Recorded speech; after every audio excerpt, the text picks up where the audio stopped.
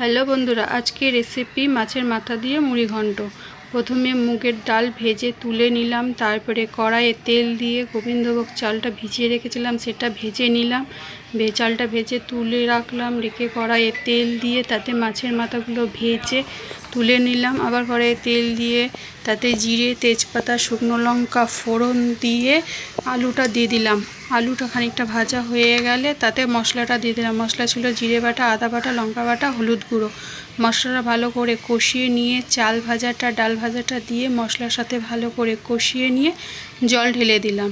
এবার স্বাদ মতো নুন দিয়ে ঢাকা দিয়ে দিলাম। খানিকটা ফুটে গেলে তারপরে মাছের মাথাগুলো দিয়ে ভালো করে নেড়ে ঢাকা দিয়ে দিলাম। খানিকক্ষণ পর ঢাকা খুলে যখন জলটা শুকিয়ে যাবে তাতে স্বাদ মতো চিনি, ঘি, গরম মশলা দিয়ে নামিয়ে নিতে হবে মাছের মাথা দিয়ে মুড়ি ঘন্ট। এই রেসিপিটা যদি ভালো লাগে একটা লাইক করে দেবেন।